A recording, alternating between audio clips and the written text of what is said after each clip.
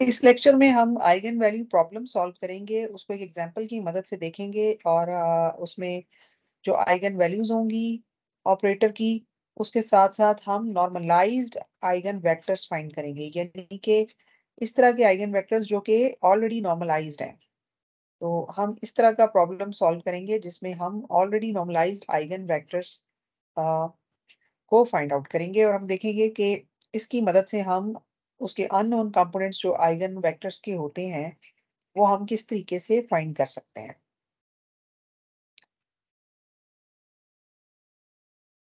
तो इसके लिए हम एग्जाम्पल को कंसिडर करते हैं, जिसमें हमें एक ऑपरेटर जो है वो गिवन है।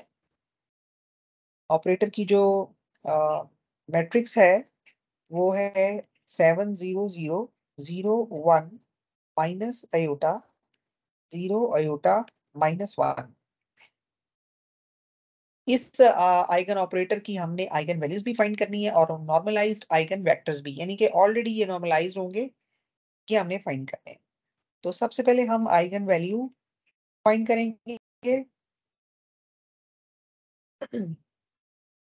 तो उसके लिए हम, ये हमारा पहला स्टेप है, उसके लिए हम अपनी इक्वेशन लिखेंगे जो कि हमने पिछले मॉड्यूल में डिस्कस की है और वो कुछ इस तरह से है जिसमें कि ये जो है ये लैम्डा जो है स्केलर क्वांटिटी है और ये आइगन वैल्यू है। तो it would be like that. और आइगन वैल्यू फाइंड करने के लिए ये जो मैट्रिक्स होता है ये वाला, इसका हम डिटर्मिनेंट फाइंड करते हैं और हम कहते हैं कि ये सिंगुलर है क्योंकि इसका डिटर्मिनेंट जो है वो 0 के इक्वल है। इसके नॉन ट्रिवियल सॉल्यूशंस एग्जिस्ट करते हैं, यानी कि हम इसकी मदद से लेमडा की वैल्यू फाइंड कर सकते हैं। तो ये 3 क्रॉस 3 का मैट्रिक्स है, तो ये लेमडा की 3 वैल्यूज हमें मिलनी चाहिए इससे। तो पहले हम जो है वो a minus lambda I find कर लें। तो इसके लिए हम मैट्रिक्स की वैल्यूज यहाँ पे लिखेंगे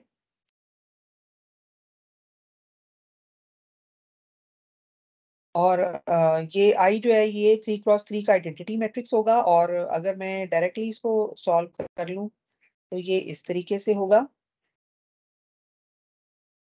और फिर हमने इन दोनों मैट्रिक्स को सब्ट्रैक्ट करना है।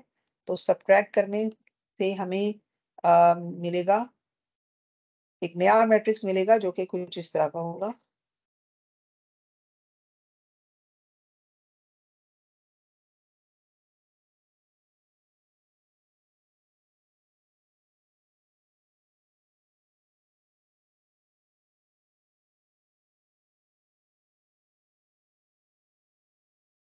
अब हमने इसका डिटर्मिनेंट जो है वो फाइंड करना है और उसको 0 के इक्वल हमने पुट करना है। तो it would be like that.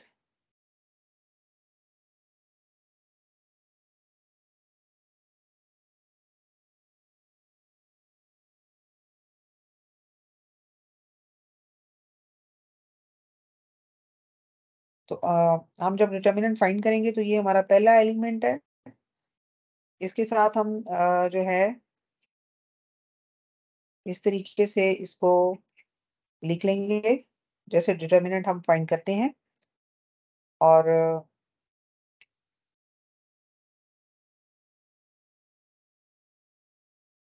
बाकी जो इसके एलिमेंट्स हैं वो आपको नजर आ रहा है कि वो 0 के इक्वल हैं। तो सिर्फ ये पहला ही सॉल्व होगा। तो इसको अगर हम सिंप्लीफाई करें तो ये माइनस साइन जो है ये हम बाहर अगर निकाल लें तो ये हो जाएगा 1 - लेमडा और ये हो जाएगा 1 + लेमडा और ये प्लस का साइन हो जाएगा और ये जो -1 था तो ये हमारा हो जाएगा 1 के इक्वल।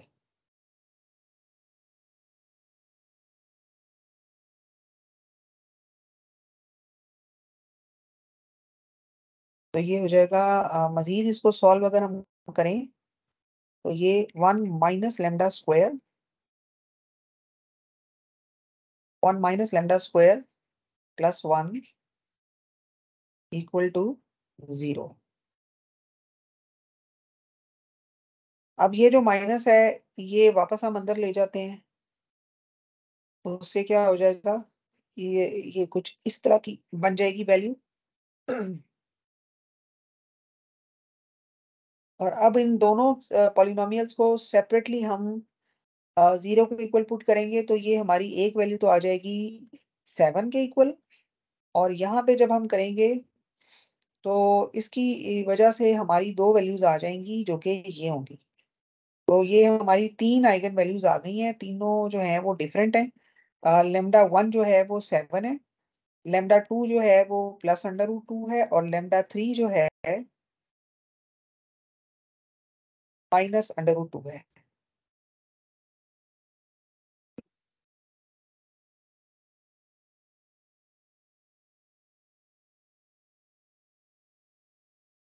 अब हम लेमडा 1 के अगेंस्ट जो आइगन नॉर्मलाइज्ड आइगन वेक्टर है वो हम फाइंड करेंगे, यानी हम ये पहला जो नॉर्मलाइज्ड आइगन वेक्टर है और लेमडा 1 = 7 हम ये फाइंड करेंगे। तो ये नॉर्मलाइज्ड है, यानी इसका मैग्नीट्यूड हर हाल में 1 होगा, ये पहले से हमें पता है, बता दिया गया है। तो उसके लिए हम आइगन वैल्यू इक्वेशन पर वापस जाएंगे। अब डिटर्मिनेंट की बात नहीं हो रही, आइगन वैल्यू इक्वेशन की बात हो रही है, यानी इसको हम सॉल्व कर रहे हैं, जिसमें से ये हम ऑलरेडी फाइंड कर चुके हुए हैं। तो ये था हमारा 7 माइनस लैम्डा, और यहाँ पर हमारे पास वैल्यू थी लैम्डा की, और ये माइनस आयोटा था, 1 माइनस लैम्डा था, ये आयोटा था, और ये -1 माइनस लैम्डा था। और ये जो आइगन वेक्टर था ये पहला, इसको हम कंपोनेंट्स लिख लेते हैं x y और z, और ये कॉलम मैट्रिक्स है, और ये सारी आइगन वैल्यू इक्वेशन हमने इसको 0 के इक्वल पुट कर रखा है। तो अब लेमडा आपको पता है कि वो 7 है, तो वो हम उसकी वैल्यू पुट कर देते हैं यहाँ पर। तो ये 7 माइनस 7,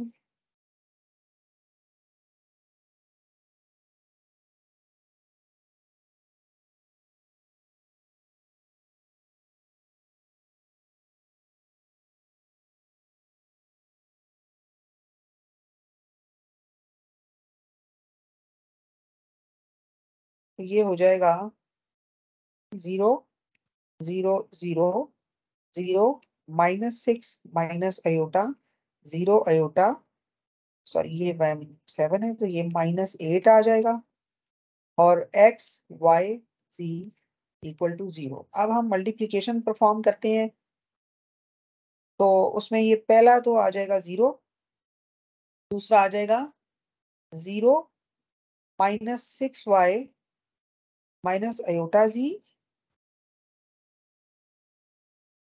और तीसरा आ जाएगा 0 प्लस अयोटा y -8z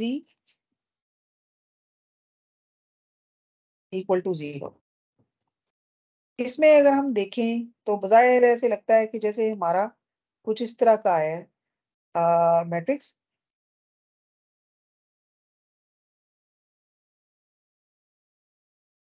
और ऐसे लगता है जैसे x कंपोनेंट इसका 0 है, y जो है वो आ, कुछ इस एक्सप्रेशन पे डिपेंड कर रहा है, और z इस एक्सप्रेशन पे डिपेंड कर रहा है। तो लेकिन हम अभी इनको इसमें से हमें इक्वेशन फॉर्म में अगर हम देखें तो ये दो इक्वेशंस हमें मिली है, यानी कि एक इक्वेशन तो ये है, और दूसरी इक्वेशन जो है वो ये नीचे वाली है।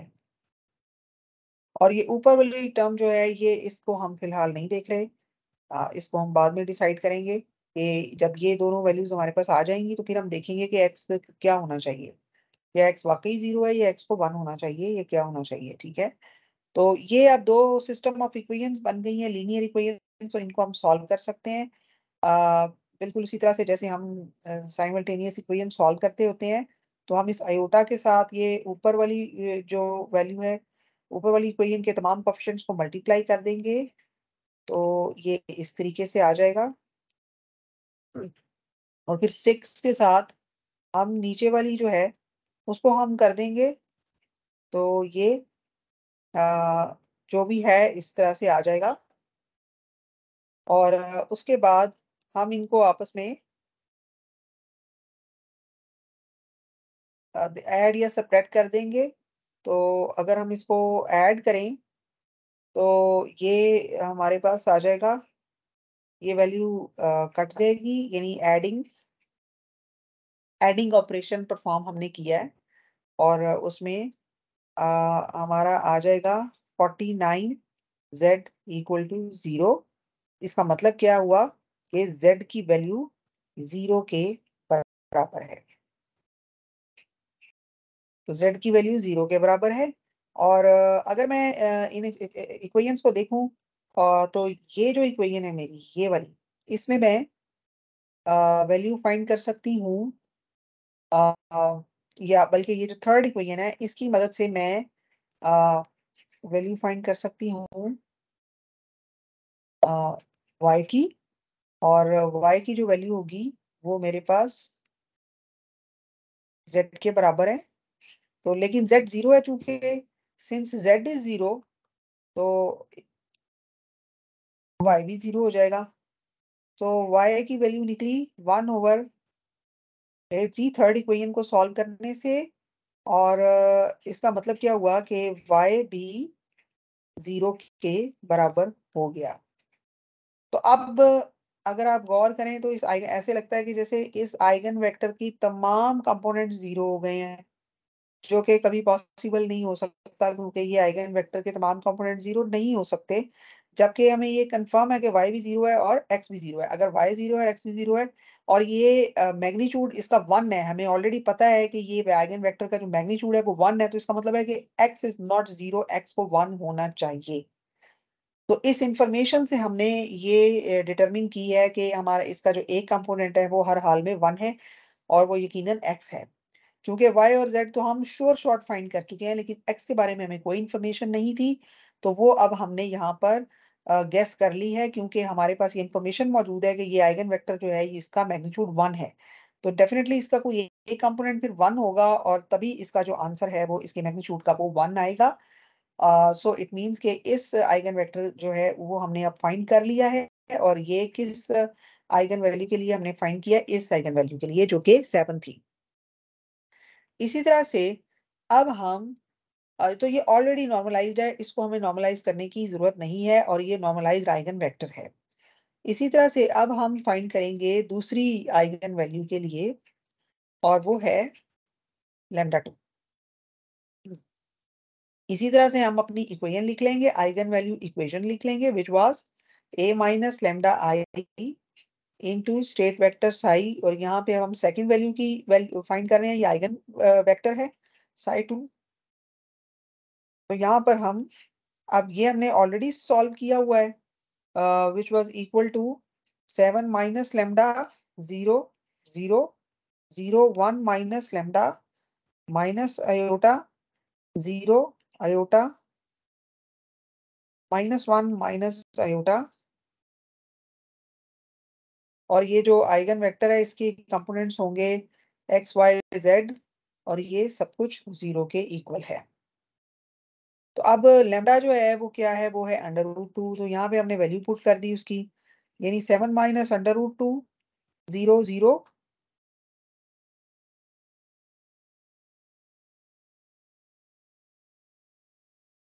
और ये हो जाएगा 0 1 माइनस √2 माइनस आयोटा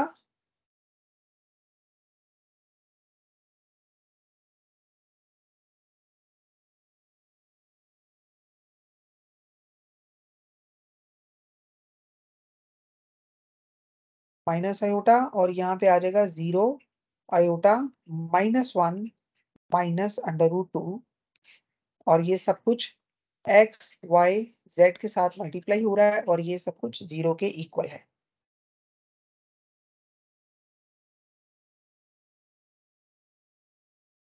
अब हमने इसको करना है सॉल्व। तो ये हमारी पहली जो टर्म आएगी वो आएगी 7 माइनस √2 इंटू एक्स, और बाकी दो आ गई 0।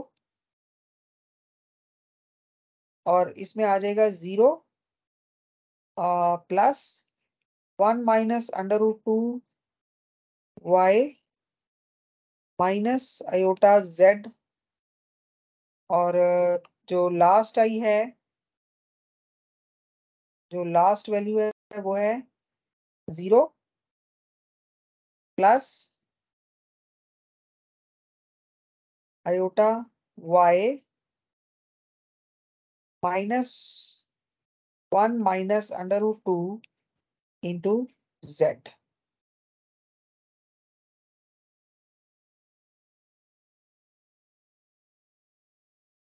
और ये सारा कुछ जो है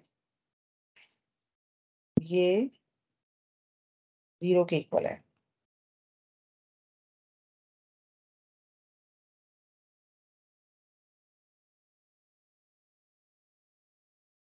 तो यहां तक हमने इसको सॉल्व कर लिया है। और अगर आप देखें तो इसको हम इस तरह से लिख सकते हैं कि 7 माइनस √2 इंटू एक्स। एक तो हमारी ये आ गई वैल्यू, जिसके नतीजे में हमें पता चल गया कि x 0 के इक्वल है। अच्छा, उसके बाद जो दूसरी वैल्यू आई है वो है 1 माइनस √2 वाई प्लस, बल्कि ये माइनस की वैल्यू है, minus iota z equal to 0 और इक्वल टू 0। और जो लास्ट वैल्यू है वो है 1, that is iota y plus -1 minus √2 z equal to 0। तो अब हम इन वैल्यूज को सॉल्व करते हैं।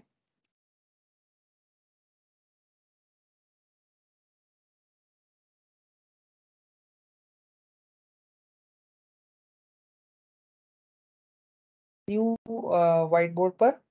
और यहाँ पर हमारी जो वैल्यूज ऑलरेडी आई हुई हैं मैं दोबारा लिख देती हूँ। यहाँ पर हमारी वैल्यूज थी 7 माइनस √2 और 0 0। और दूसरी हमारी वैल्यू थी 1 माइनस √2 माइनस आयोटा। और तीसरी थी 0 आयोटा -1 माइनस √2। यानी कि दूसरे लफ्जों में माइनस अगर हम इस तरह लिख लें तो ये जो वैल्यू थी ये हमारी ऐसे थी। इसी को दोबारा मैं सॉल्व कर लेती हूँ यहाँ पर जो भी मैंने किया process.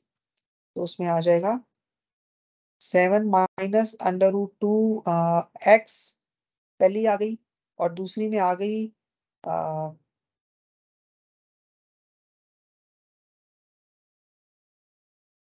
Y minus iota z. और तीसरी में आ गई iota y -1 plus √2 z equal. और ये सारा जो कॉलम मैट्रिक्स आया ये सारा 0 के इक्वल है। और यहाँ से हमें साइमल्टेनियस इक्वेशंस मिल जाएंगी।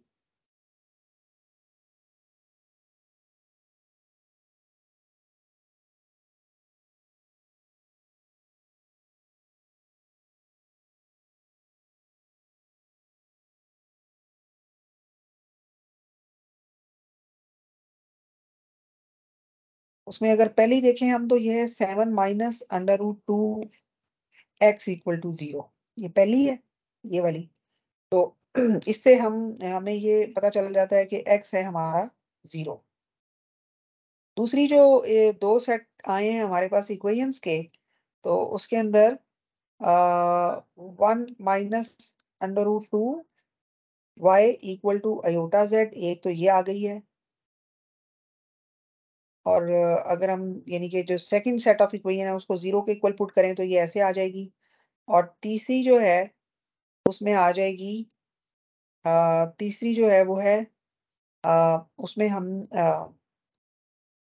आयोटा वाई जो है वो 1 प्लस √2 जेड के इक्वल आ गई है। तो इट मीन्स के यहाँ से हमारे पास तीन वैल्यूज आई हैं।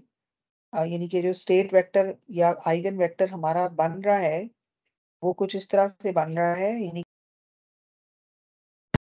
और y की जो वैल्यू है वो हम कुछ इस तरह से लिख सकते हैं।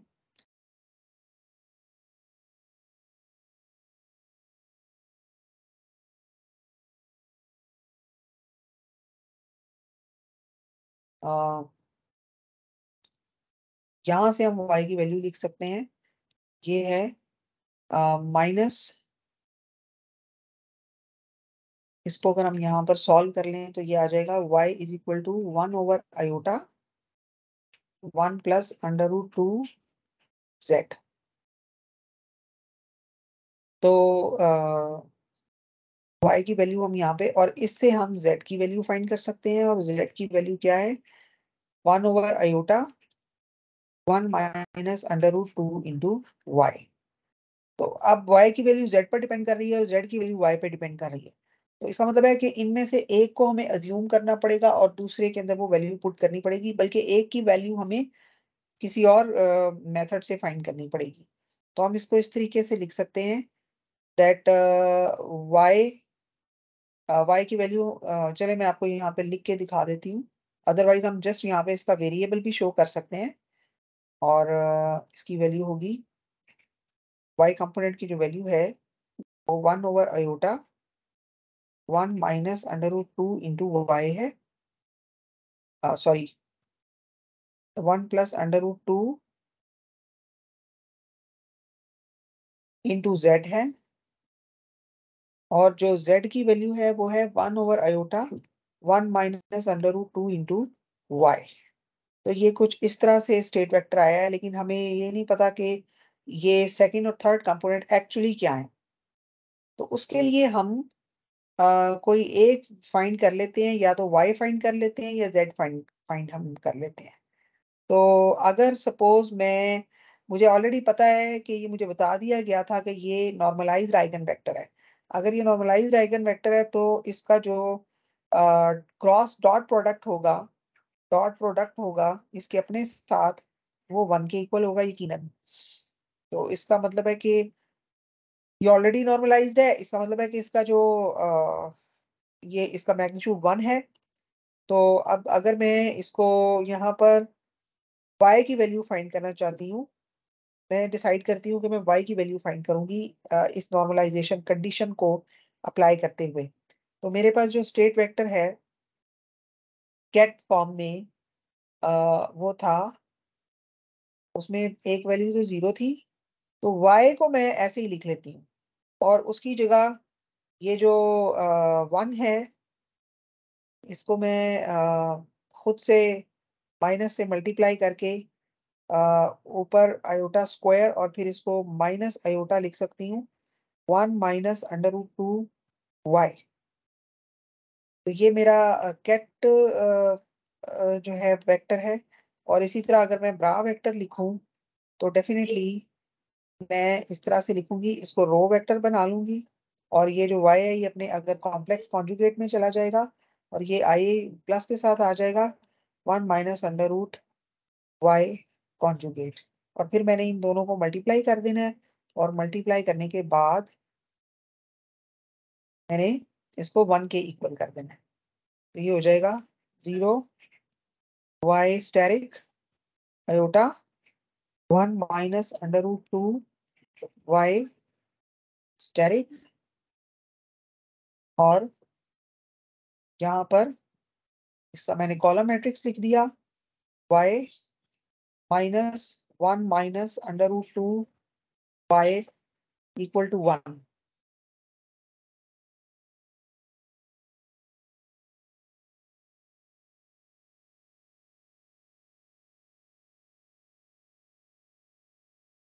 अब ये y जो है अगर मैं इसको रियल मान लूं तो ये y स्टेरिक इंटू y जो होगा ये y स्क्वायर ही होगा। तो अब मैं इसको मल्टीप्लाई करती हूँ।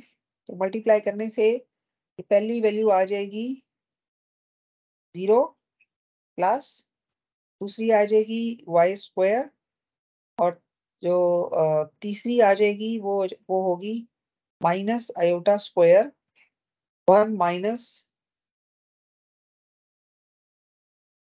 √2y square square y square.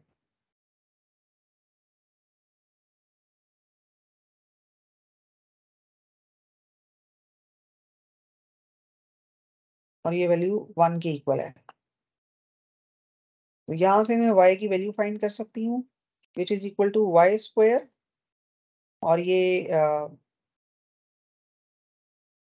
Minus into -1, यानी कि प्लस 1 माइनस √2 का square into y square equal to 1, और वाई स्क्वायर कॉमन अगर हम ले लें तो ये 1 प्लस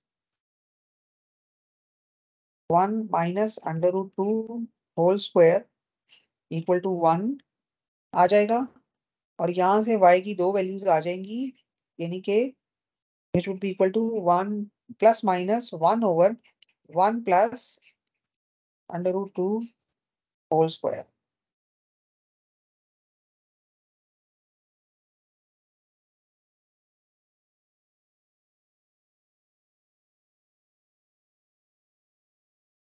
तो हम इसको मजीद भी सॉल्व कर लेते हैं। ये आ जाएगा 1 प्लस 2 √2, हमने होल स्क्वायर ओपन कर लिया है इस केस में, और ये आ जाएगा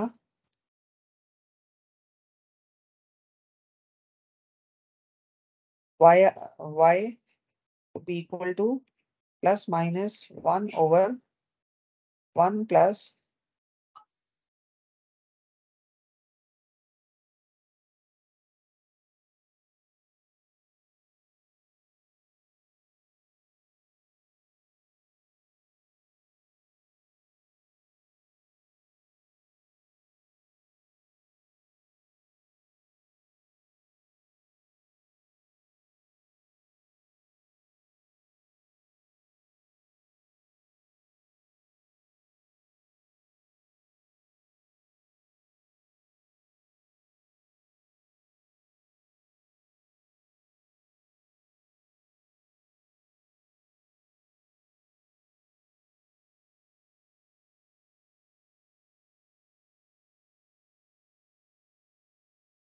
that would be equal to 3 minus 2 √2, which would be equal to minus, हम इसको 2 बार कॉमन ले सकते हैं 1 ओवर, क्योंकि ये सम जो है ये 4 के इक्वल है, हम इसको लिख सकते हैं 2 माइनस √2। अब y की वैल्यू हमने नॉर्मलाइजेशन कंडीशन लगाते हुए फाइंड की है। तो इसका मतलब है कि y इस केस में या तो हम इसकी प्लस वैल्यू कंसिडर कर सकते हैं एक टाइम पर, एक वक्त में, या इसकी माइनस वैल्यू। तो अगर मैं प्लस वैल्यू कंसिडर कर लूं तो ये मेरी इस तरह से बन जाएगी। तो कॉरस्पॉन्डिंगली जो z की वैल्यू थी वो y पे डिपेंड कर रही थी, यानी कि वो थी माइनस आयोटा। हम ऊपर जाकर देखते हैं कि z की वैल्यू क्या थी। वो थी, ये आप देख सकते हैं, इसको मैंने माइनस आयोटा बना लिया है, 1 माइनस √2 इंटू वाई। तो अब अगर मैं यहाँ पर y की वैल्यू डाल दूं तो मेरे z की वैल्यू भी निकल आएगी। तो 1 माइनस √2 इंटू वाई के बराबर था, तो z would be equal to minus iota 1 minus √2, और यहाँ पर y की वैल्यू डाल दी जो कि इसके बराबर है। तो z भी आ जाएगा, z भी इसी तरह से आ जाएगा, it would be equal to minus iota 1 minus √2 over 2 over 2 minus √2। तो अब ये जो नॉर्मलाइज्ड आइगन वेक्टर है हमारा, ये अब फाइंड हो गया है, और इसके तमाम कंपोनेंट्स हमने फाइंड कर लिए हैं, जिसमें पहला कंपोनेंट तो 0 के बराबर था, लेकिन दूसरा कंपोनेंट हमने नॉर्मलाइजेशन कंडीशन का इस्तेमाल करते हुए लगाया, फाइंड किया, जो कि 1 ओवर 2 इंटू 2 माइनस √2 के बराबर था, और तीसरा जो कंपोनेंट था वो था minus iota 1 minus √2 over 2 into 2 minus √2। तो इस तरीके से ये मैट्रिक्स हमने फाइंड किया, और ये अब नॉर्मलाइज्ड है, यानी मजीद नॉर्मलाइज करने की से जरूरत नहीं है। इसी तरह से यही प्रोसीजर करते हुए हम तीसरा वेक्टर फाइंड करेंगे, जिसके लिए हमारी जो आइगन वैल्यू थी वो ये थी, और बिल्कुल इसी प्रोसीजर से करेंगे। और इसके अंदर जो अगेन हम y की वैल्यू, y जो होगा, ये हम will be determined using normalization condition, जैसे कि हमने पहले अभी इसमें करके देखी है।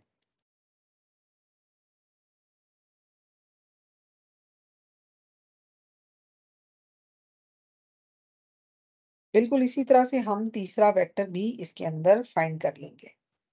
और बिल्कुल ऊपर जैसे हमने साई 2 के लिए प्रोसीजर किया है, बिल्कुल इसी तरह से हम साई 3 के लिए भी प्रोसीजर करेंगे।